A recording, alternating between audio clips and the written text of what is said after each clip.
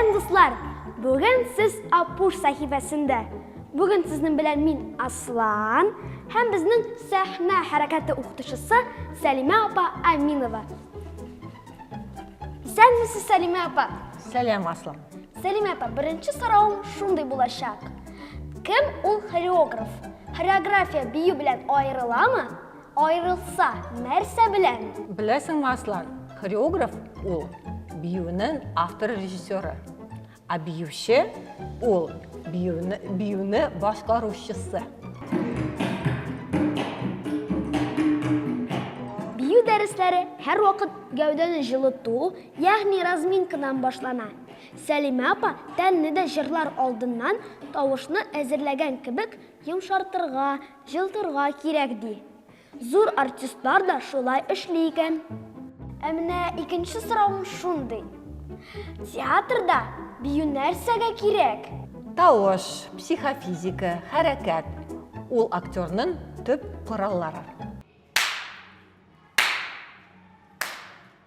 Әгәр дә артист үз тәне белән идара итә белә икән, аның образы күпкә әйбәтрәк ачыла ди Сәлимә апа.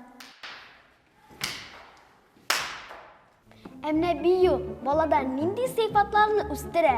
Беренчедән, ул физик яктан үсеш, икенчедән, ул хәрәкәттә сез үзегезнең тәнең белән танышасыз.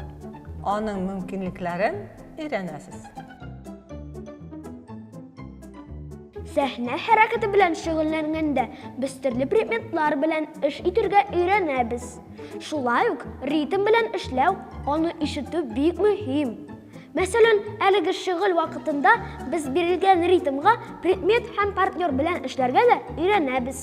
Чөнки сәхнәдә берничә кеше бер-береңне аңлап, әңгәмә булдыру зарур. Сәлимә апа, мин барыбер аңламадым.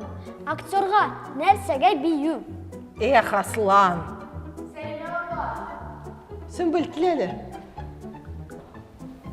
Хәзер Сөмбелдән сорармыз, ярыймы? Сөмбел, алайса син әйт.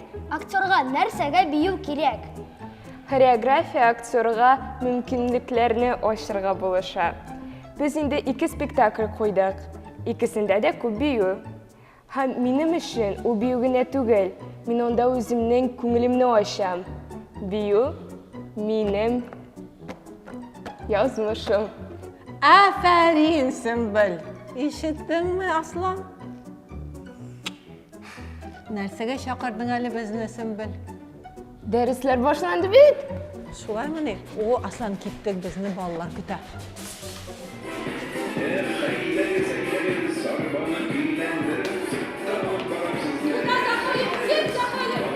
Узган ел ахырында без Йолдыз Шарапова шигырьләрен нигезендә Хәбир Ибраһимов тарафыннан язылган «Зоопарк әлифба» квест спектаклен куйдык. Анда биюләр бик күп иде. Мәсәлән, хәзер сез Апуш шәкертләре башкаруында спектакльнең финалын күрәсез.